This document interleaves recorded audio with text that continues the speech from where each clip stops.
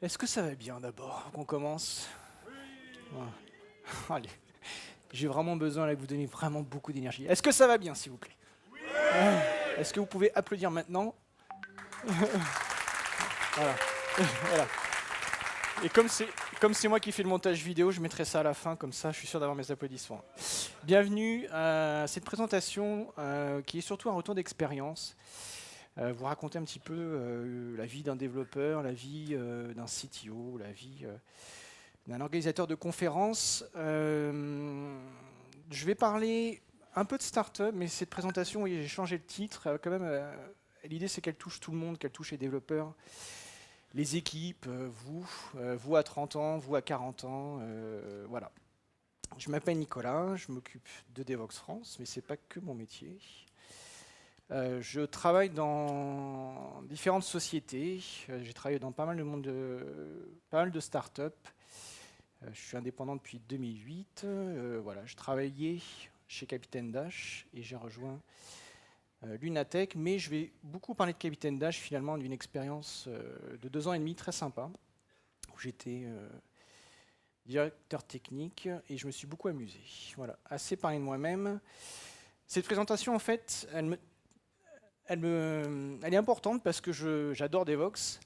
On parle beaucoup de framework, on parle beaucoup de langage et quand j'ai proposé cette présentation à tout le monde, moi ma volonté c'était de parler un petit peu de nous développeurs et de parler des services, des outils. Donc je vais donner quelques instantanés de la vie quotidienne de Devoxx France et de Capitaine Dash, mais je suis désolé, je ne parlerai pas d'un nouveau framework JavaScript à la mode. On va rester sur des choses plutôt assez globales.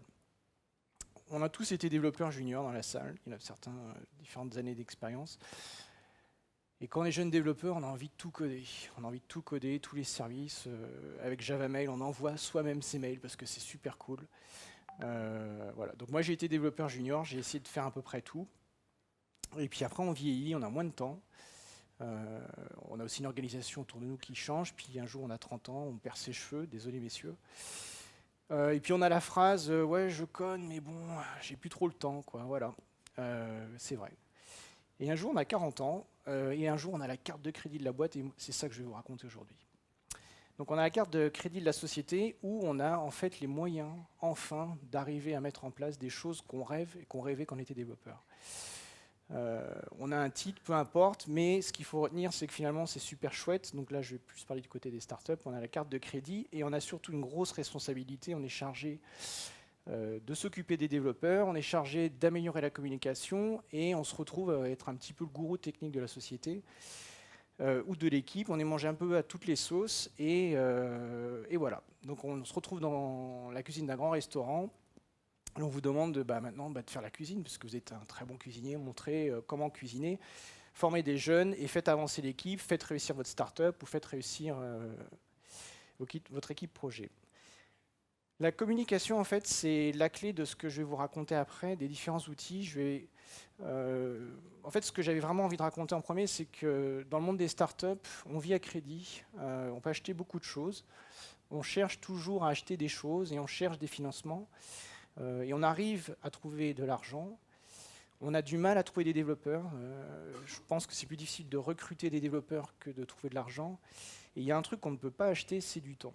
Et la première expérience que je voudrais vous raconter, c'est que dans le monde des startups, comme on vit à crédit et que ce temps-là, on ne peut pas l'acheter, il va falloir trouver toutes les stratégies, toutes les solutions techniques pour réussir et ne pas se planter.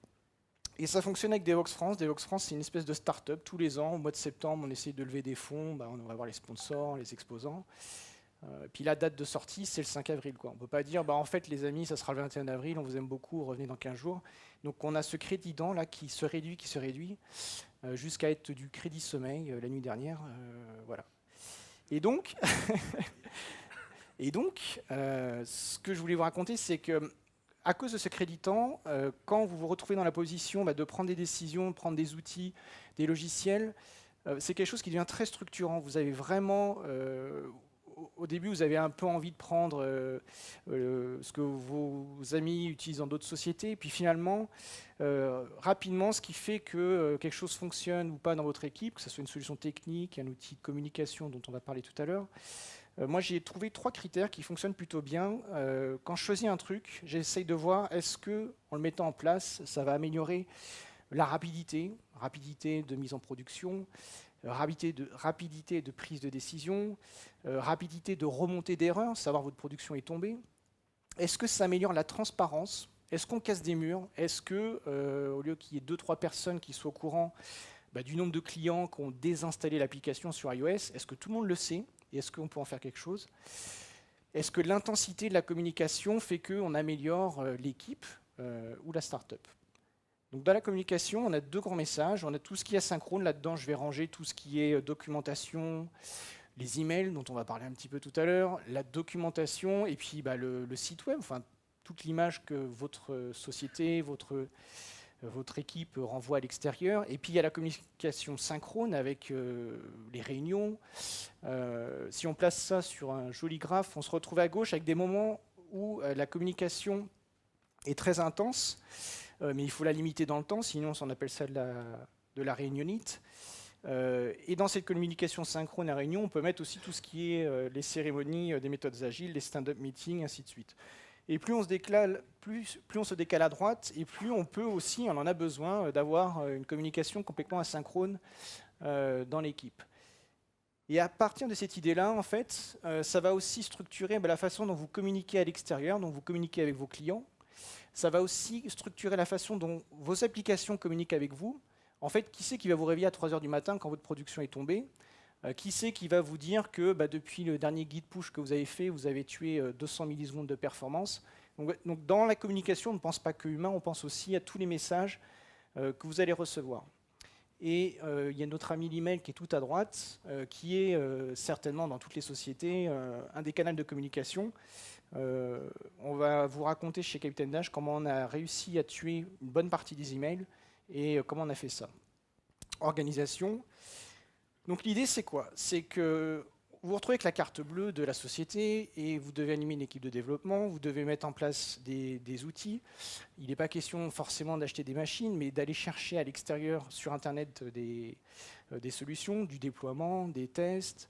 Nous, par exemple, pour la partie intégration continue sur iOS, on n'a pas acheté des MacBooks pour les compiler, on a utilisé des services comme Bitrise. Donc, première chose, il faut prendre connaissance de cet écosystème et savoir. Et à chaque fois que vous allez voir ces services-là, l'idée, c'est comment on va les tester, comment on va voir qu'ils fonctionnent. Et une fois que vous les aurez choisis, qu'ils seront validés, ou que votre équipe va les adapter, qu'est-ce qu'il faut faire pour que ça fonctionne? Alors, des services, je n'utilise pas le mot microservice parce que ce mot-là commence un petit peu à me fatiguer. On ne parle pas du tout de microservices. On parle réellement de services comme, par exemple, l'envoi d'emails transactionnels, comme par exemple le support du live chat sur votre site internet, ou comme par exemple la surveillance de votre application via un service extérieur.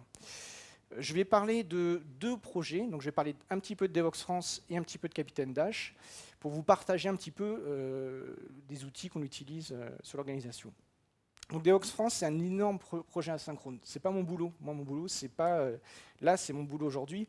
Mais Devoxx France, c'est un projet qui vit de manière complètement asynchrone. Et quand on l'a lancé, on n'a pas décidé de prendre 15 outils. On a pris 2-3 outils et au fur et à mesure, on en a rajouté, on en a jeté. Mais derrière l'organisation de Devoxx France, il y a d'abord G Suite, donc Google Apps, avec tout ce qui est l'envoi de mails que vous connaissez certainement.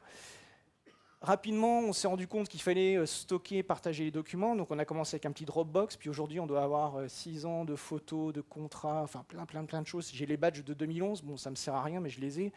On a DocuSign qui nous permet aujourd'hui de faire signer électroniquement les contrats, les factures. C'est super pratique. Donc quand un exposant nous dit « j'ai pas reçu la facture », si, on lui dit « si, vous avez ouvert le mail, mais effectivement, vous ne l'avez pas signé ». Mailgun, Mailjet, dont on va parler tout à l'heure, on peut envoyer des SMS, donc on se retrouve avec ça. Et puis on a aussi un gestionnaire de la relation client. Donc tout ça, c'est un petit peu notre squelette. Et après, donc avec les 2 autres organisateurs, Antonio et Zouer, on a nos moments de synchronisation et on ne se voit pas forcément physiquement en vrai. Donc on utilise historiquement Skype. Mais cette année, on a testé 2 autres logiciels qui sont assez sympas, AppearIn et ZoomUs, qui sont utilisés aussi par la famille des conférences Devoxx. Mais voilà, donc imaginez que Devoxx, pour nous, c'est soir et week-end, et que quand on est soir et week-end, on a envie d'avoir des outils qui marchent plutôt bien et qui soient sympas. Et le déploiement, il est sur Clever Cloud. A contrario, Capitaine Dash, qui est une start-up de 10-12 personnes, l'expérience que j'en retiens, c'est qu'en fait, on a essayé différents outils, on en a gardé, on en a jeté, on a évolué, et ce que je voudrais vous partager, c'est qu'en fait, c'est énormément lié aux personnes qui sont dans l'équipe. On a fait pas mal d'essais, et globalement, c'était quand même assez sympa. Asana pour ce qui était la gestion des tâches, Mailchimp, Mailjet, enfin plein de choses. Aircall, qui est un service assez sympa qui permet de se faire un vrai standard téléphonique. On a l'impression qu'on appelle la Word Company, vous appelez un numéro de téléphone et on vous dit pour parler au support, appuyez sur 2. Alors, 2, le support est une heure de 9h30 à 18h30, vous laissez un message et on a l'impression que c'est la Word Company. En fait, c'est moi qui l'ai codé et on tape du texte et ça transforme en une voix. Enfin, c'est formidable. Et LastPass, pourquoi LastPass gestionnaire de mots de passe. Alors vous dites, pourquoi il me raconte ça? Parce que tous ces services-là, dans le monde de l'entreprise, il va falloir que vous partagiez vos credentials. Donc il va y avoir des administrateurs, il y aura des histoires de carte bleue, de facturation. Et pour gérer ça proprement, l'idée c'est d'utiliser un gestionnaire de mots de passe. Surtout pas évidemment le même mot de passe partout, sinon ça fait mal. Donc nous, on a utilisé LastPass en solution entreprise, donc c'est évidemment payant, mais il en existe d'autres. Ce sont des solutions qui permettent de partager les credentials, les informations sensibles, vous pouvez partager des clés SSH et ainsi de suite, et vous pouvez aussi révoquer l'accès à une personne quand elle s'en va de l'entreprise. Et c'est vraiment des outils super pratiques. Donc derrière tous ces services et tout ce que je vous raconte, nous, on utilise ce système-là et je recommanderais, c'est quand même quelque chose d'assez sympa. L'authentification double facteur, c'est quelque chose qui n'est pas encore tellement adopté et pareil, en termes de sécurité, je recommande fortement d'utiliser ce type de système-là. Alors, je vous ai promis des recettes dans le pitch de cette présentation et donc ce que je vais faire maintenant, c'est descendre et parler un petit peu plus en détail de différents systèmes et vous partager un petit peu les retours d'expérience et que vous puissiez voir aussi ce qu'on est capable de faire aujourd'hui. Le premier copain qui m'intéresse, c'est l'envoi des emails. Donc l'envoi des emails, qu'est-ce que ça veut dire plus précisément? En fait, il y a 2 grandes familles d'envoi d'emails. Vous avez dû en recevoir pas mal concernant Devoxx France. Les emails transactionnels, typiquement les emails qui doivent arriver rapidement, et s'ils n'arrivent pas, il faut qu'on sache qu'ils ne sont pas arrivés. Votre mot de passe oublié, ce genre de choses-là. Et tout ce qui est publier information, donc la newsletter de Devoxx France que vous avez dû recevoir chaque semaine. Donc derrière ça, on utilise des services. On a utilisé Mailjet, Mailgun pour la partie de gauche, on utilise Mailchimp pour la partie de droite. Évidemment, ce ne sont pas des services gratuits, mais c'est des services qui me permettent, moi, d'acheter du temps et qui me permettent de gagner du temps et qui me permettent aussi d'offrir des services à valeur ajoutée pour vous, pour les exposants.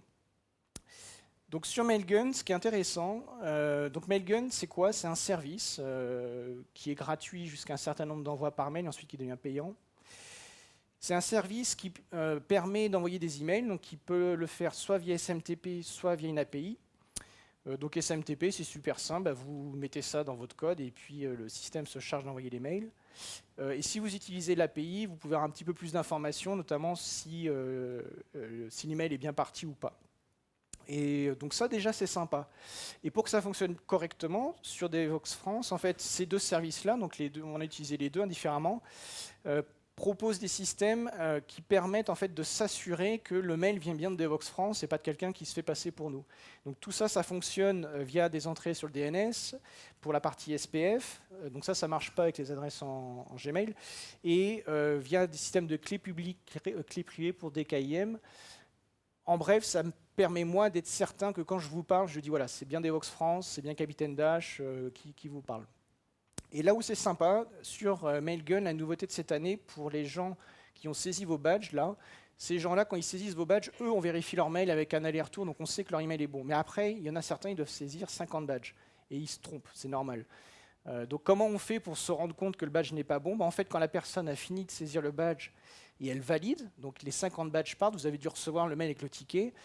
Mailgun, en fait, quand il détecte des mails qui sont incorrects, il y a un webhook. Donc Mailgun parle à notre registration et nous dit Pierre Durand n'existe pas, ou sa mailbox est pleine, donc il existe, mais en fait il ne recevra jamais le mail, ou son spam filter a bloqué le mail, ou tout simplement l'email est incorrect, ce qui arrive assez souvent. Et ensuite, donc nous on récupère ça et on génère un mail à la personne qui a créé votre dossier. On lui dit le 8e badge, là, le mail n'est jamais arrivé. Donc ça, c'est nouveau cette année. L'année dernière, on ne l'avait pas et on se retrouve avec des gens à l'accueil le matin. Ils disent je suis inscrit, j'ai jamais reçu le billet, tout ça. Voilà. On en a encore, hein, malgré tout ça. Mais voilà un exemple qui permet d'améliorer la communication et c'est un service qui est relativement simple. Mailchimp, c'est un système qui permet réellement d'envoyer des newsletters. C'est un système assez ancien, il en existe évidemment plein. On peut aussi envoyer des messages et puis si les gens ne nous l'ouvrent pas, on arrête de les harceler. Donc il y a tout un système de suivi et nous on peut voir aussi le taux d'ouverture, on peut voir le succès. Enfin, ça nous donne de l'information qui permet d'améliorer la communication. On sait que vous préférez les emails le jeudi, donc on envoie les mails le jeudi, enfin ce genre de choses-là. Si je reviens sur Captain Dash, éditeur de logiciel qui fait un logiciel en mode SaaS.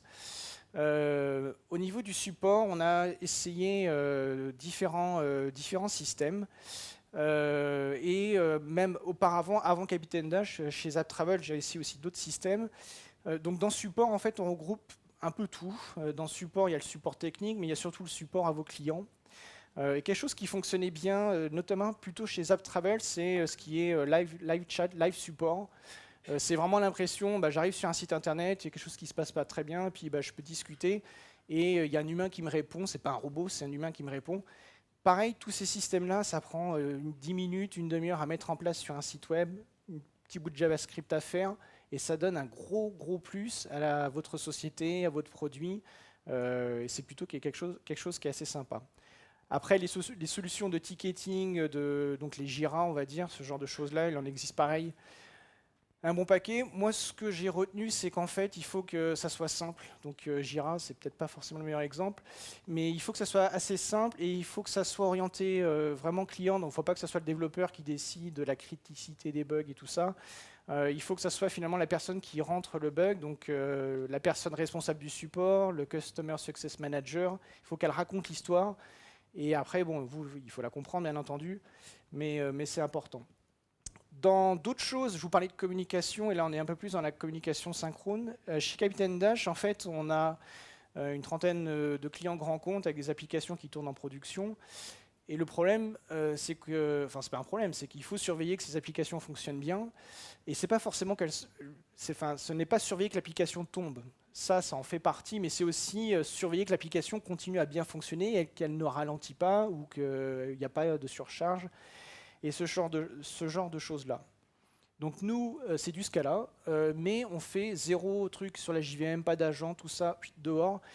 La façon dont on monitor la production, c'est réellement dans la peau du client. Donc on utilise un système, entre autres RunScope, qui permet en fait régulièrement de venir sur votre site. Il peut s'authentifier, il peut faire la danse haute, donc il peut faire l'authentification assez compliquée. Et après, il peut jouer différentes URL. Alors vous pouvez le scripter, tout ça, mais ce n'est pas l'intérêt. L'intérêt, c'est de faire tout le temps le même scénario. Pourquoi? Parce que ça permet de voir si le temps de réponse de ce scénario se dégrade dans le temps. Et ça, c'est super intéressant. Vous poussez en prod un super truc, ouais, j'ai mis Vue.js 8.9, vous prenez 300 millisecondes dans la vue, et là, les gens qui sont sur le mobile, ils n'aiment pas du tout, en fait. Donc RunScope, service qui doit coûter 30-40 $ par mois. Il en existe évidemment plein d'autres, mais moi, je vous parle de ceux que j'ai réellement utilisés. Je ne suis pas là pour faire de la pub de choses que je n'ai pas utilisées. Et là, si je zoome sur un client, donc caisse d'épargne, voilà, on voit la chose. Et on a notre SLA. Donc quand un client nous dit vous êtes à combien, on peut communiquer en toute transparence avec lui. Donc ces applications-là, derrière, dans la façon dont on les structure, il y a quelque chose qui est assez intéressant, parce que c'est des applications qui vivent avec d'autres services. Ce sont des applications qui envoient des mails, ce sont des applications qui vont permettre de faire du support, qui vont intégrer d'autres services. Et donc, quand vous les développez et quand vous êtes dans la peau du développeur, ça vous force, vous développeurs, à avoir une certaine façon, une programmation assez défensive. Donc l'exemple que j'ai en tête, c'est le CFP de Devoxx France. Il envoie des SMS au speaker en fait. Donc quand, et c'est pas arrivé jusqu'à aujourd'hui, je touche du bois, si je devais changer la salle d'un speaker, j'ai son numéro de téléphone et je peux lui envoyer un SMS. Et deuxième chose, si je suis speaker, je peux parler avec le CFP pour vérifier où est ma salle. Mais quand on a développé ce système-là, on est parti du principe qu'il pouvait ne pas fonctionner. Et ça, c'est quelque chose qui est assez général. Je vous invite à regarder plus. On pourrait passer une heure là-dessus, mais ce qui est une application qui respecte cette chose-là, ça va de la base de code, la gestion des dépendances, la configuration. Si on regardait la façon dont est configuré le CFP de Devoxx France, par exemple, on verrait qu'il n'y a pas de variable, il n'y a pas de fichier de conf, tout est en variable d'environnement et on peut le déployer à peu près partout. Donc, il y en a 12, je ne vais pas tous vous les lister, mais vous en avez un aperçu ici. J'aimerais un peu descendre dans la communication développeur. Je ne vais pas vous faire une présentation sur les emails, ça m'amuserait beaucoup. Je vous assure que ça m'amuserait vraiment de faire ça un jour. Mais ce n'est pas ça l'idée. Moi, ce que je voudrais vous raconter, c'est ce qu'on a fait chez Captain Dash, comment on a tué, c'est peut-être pas le grand mot, mais comment on a réduit le volume de mails qu'on s'envoyait entre nous, sachant que parfois on était assis juste l'un à côté de l'autre, et comment on a mis en place un système de chat. Alors on utilisait Google Talk, mais Google Talk ne faisait pas grand-chose, et Slack est vraiment, vraiment différent pour nous. Et chez Lunatech, je me rends compte que c'est la même chose. En fait, il y a une façon de communiquer, c'est pas juste de la communication. Donc Slack, rapidement, pour ceux qui n'ont jamais entendu parler de Slack, qu'est-ce que c'est? Bon, c'est un peu un IRC pour les bobos en couleur, mais c'est quand même un superbe outil. Des salles de discussion, déjà vous rentrez dans la salle si vous êtes intéressé, merci d'être là aujourd'hui, donc j'espère que ça vous intéresse. Mais là c'est pareil pour Slack, donc vous rentrez dans la salle ressources humaines si ça vous intéresse, sinon vous en sortez. L'idée c'est de le laisser ouvert à tout le monde et de n'écouter que ce qui est intéressant. Donc au départ je vous ai parlé de rapidité, transparence et intensité, ça favorise réellement la transparence de communication. Alors on commence gratuit et on monte à 12 $ par mois. 12 $ par développeur et par mois, c'est pas cher. Alors pour les Parisiens, un jambon baguette, c'est 7,10 €, d'accord? C'est tous les jours comme ça. Donc pour moi, 12 $ par mois pour la com de mon équipe, c'est pas cher. Et il faut payer pour avoir des bons outils, d'accord? On pourra en parler en dehors si vous voulez qu'on se lance là-dessus. Ça, c'est une capture d'écran sans trucage. Maud est présente, qui fait partie de Captain Dash, donc elle peut témoigner que j'ai pas triché. J'ai juste flouté les discussions. Qu'est-ce qu'il y a là-dedans? En fait, on se retrouve avec différentes chaînes. Et nous, la façon dont on l'a organisé, et ça s'est auto-organisé, ça a bien fonctionné. On a des chaînes par client, donc ça permet d'avoir tout de suite les incidents de production, par exemple sur Pierre Hermé, je vois que la chaîne s'allume, je rentre dedans, je vois les logs de la production, je vois que le gars du support a pris le ticket, il dit je vais m'en occuper, je vois qu'un développeur relance un build, donc déjà ça c'est vraiment génial, et je vois la responsable du support client qui est au téléphone et qui dit oui, le client je l'ai prévenu, et ainsi de suite, et tout se passe dans Slack, donc ça c'est vachement, vachement sympa. Donc un channel par client pour Captain Dash. Un channel par microservice, donc nous ils ont des noms de super-héros, donc il y a Catwoman, Wonder Woman et ainsi de suite. Ça sert à quoi? Je vais vous le montrer dans un instant. Et puis des channels pour se défouler un petit peu, enfin voilà. Un petit zoom sur ce que je viens de vous dire, donc on retrouve du BPCE, BNP, Paribas et ainsi de suite. Et on retrouve du Catwoman, du Groot, et puis voilà. Et ça permet de faire plein de choses. Donc déjà, ça permet de discuter entre humains, ce qui est déjà une bonne chose.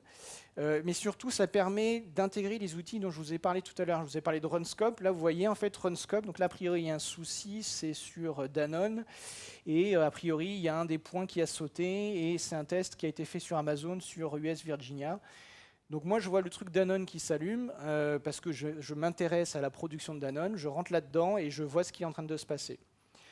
Opgeny, c'est un service de notification. Opgeny, c'est celui qui vous réveille réellement la nuit, qui fait l'escalade et qui surveille ce type d'alerte et qui sait que Nicolas est d'astreinte. Bon, Nicolas, là, en ce moment, il est occupé, donc c'est Thomas qui va être dérangé. C'est un super système configurable avec des règles de week-end, de vacances, ce genre de choses. Et Runscope, lui, c'est celui vraiment qui secoue et qui vous dit ce qui se passe. Et ça, c'est quand ça ne va pas bien. Mais après, quand vous développez et vous vous contentez de faire un déploiement, on a aussi notre Jenkins qui est greffé là-dedans, donc on peut aller voir quand tout se passe bien et quand tout ne se passe pas bien. Le fait de faire ça, c'est que ça vous évite de recevoir ces mails que vous devez tous mettre à la poubelle pour vous dire YOLO, j'ai compilé le projet et ça s'est bien passé, bah super, bah me dérange pas. Donc avec Slack, en fait, on peut quand même voir que quelqu'un a fait un déploiement à 14h30. Mais ce qui est vraiment sympa, la différence avec les emails, c'est que c'est vous qui décidez de regarder et vous pouvez aussi ignorer. Et on peut aller faire plein de choses. Donc après, si je regarde côté Devoxx France, on utilise aussi Slack. Bah là, on a l'intégration continue chez Clever Cloud, donc on sait qui fait quoi. Là, il y a Fabrice et Horatio qui bossent pendant que je parle. Bah, je sais qu'ils sont en train de déployer. C'est super, super sympa. Et ça réduit énormément le nombre de mails inutiles. Si bien que, concernant particulièrement Captain Dash, au niveau des mails, quand je voyais finalement des mails, je savais que bah, c'était des clients et je sais qu'il y a quelque chose qu'il faut que j'aille voir. Voilà. Donc, je ne fais pas de la pub pour Slack, vous pouvez faire ça avec d'autres logiciels, mais c'est un outil qui s'intègre assez facilement et qui est plutôt bien. Il y a donc des salles publiques et vous pouvez aussi parler en 1 à 1. Et donc typiquement, bah, ça permet de travailler en remote. Donc ça permet de discuter avec des développeurs, ça permet de discuter avec l'ensemble de l'équipe. Et dans la version payante, on peut faire de la voix. Donc nous, côté Captain Dash, l'idée, bah, c'est le stand-up meeting le matin à 9h. Et si je ne suis pas physiquement présent dans le bureau, bah, y a un channel Slack stand-up, je me mets dedans. Déjà, avant que les autres commencent la réunion, je peux dire, alors hier j'ai fait ça, aujourd'hui je vais faire ça, quelques lignes. Et puis on peut faire le stand-up. Chez Clever Cloud, je suis allé voir comment ils bossaient. Ils ont un channel dédié stand-up. Et en fait, ils le font que par Slack. Ils ne le font pas physiquement, ils le font comme ça. Et c'est plutôt sympa. Donc vous partez 2-3 jours, vous revenez. Et 2-3 phrases, ça donne assez d'informations pour savoir ce qui s'est passé. Ça ne remplace pas un moment synchrone, l'un en face de l'autre, autour d'un bon café. Mais c'est une autre façon qui est nouvelle de communiquer et qui est assez sympa. Donc, synchrone et asynchrone. Côté Devoxx France, qu'est-ce que je pourrais vous raconter de plus sur les outils de communication qu'on utilise? Devoxx France, il y a beaucoup de mails. J'ai regardé par curiosité depuis le 1er septembre. On a reçu, Antonio Eswer et moi, 9000 emails chacun, ce qui est beaucoup trop, et on ne les lit pas tous, bien entendu. On doit en avoir 2600 pour le CFP, donc c'est un énorme volume. Et le souci, c'est que là-dedans, il faut quand même trouver les vrais mails importants et tout ça. Donc ça force à avoir des règles d'organisation, de gestion, et de tri, de filtre. Et là, c'est empirique, on y va tranquillement. Côté Captain Dash, c'était une très bonne expérience pour moi. C'était un petit peu la première expérience où j'avais la carte de crédit de la boîte, entre guillemets, bien entendu. Mais ça force à s'organiser au niveau du partage des credentials pour la sécurité. Vous devez réellement donner des services à vos clients extérieurs. Et en même temps, ça force à avoir une organisation. Tous les mois, il faut collecter les factures de ces services. Donc, nous, on a créé un alias accounting pour tout regrouper dedans. Des petites choses comme ça qu'on a créées au fur et à mesure. Mais moi, en tant qu'ex-CTO de Captain Dash, ça me permettait de savoir tous les mois quel était le coût de ces outils-là, et c'est super facile à gérer. Et c'est facile à justifier, en fait. C'est facile sur une ligne de budget quand vous parlez avec vos associés. Et c'est aussi facile de faire sauter un service qui coûte visiblement beaucoup trop cher et qui n'apporte pas grand-chose. Donc, j'en citerai pas, je ne les ai pas cités ici, mais on en a dégagé. Ils étaient bien, mais pour nous, c'était trop, pas assez, pas ceci, pas cela, voilà. Pour conclure, parce que je suis assez bavard, le jour où tu auras la carte bleue de la société, ou que tu sauras et que tu auras le pouvoir de décider, moi ce que je te recommande et ce que je te demande, c'est d'aller à l'extérieur et d'aller voir les différents services. Alors certes, dans le monde des grandes entreprises, on vous impose beaucoup de choses. J'ai travaillé aussi dans des grands groupes et des grandes sociétés, mais malgré ça, les choses fonctionnent et on arrive à avancer et on arrive à révolutionner. Je suis sincèrement convaincu que le mail va mourir ou va réduire, va disparaître fortement dans les grands groupes. J'espère en tout cas. Et si de toute façon vous travaillez dans des petites sociétés, tout ça, vous verrez qu'on est 10 ans ou 15 ans devant les grands groupes et qu'on est obligé, parce qu'on vit accréditant, on ne peut pas s'amuser à installer un Lotus Notes sur une start-up, hein, s'il y en a qui l'ont fait dans la salle. Donc on est vraiment obligé de travailler avec des outils qui nous font gagner du temps. Ne perdez pas de vue la sécurité, c'est super important. Vous pouvez aussi faire de grosses bêtises et il ne faut pas faire confiance aux gens, il faut faire des trucs sécurisés. Voilà, j'espère que pendant cette petite demi-heure avec moi, vous avez entendu, vu des petits services, et puis je vous remercie et je suis à votre disposition pour les questions.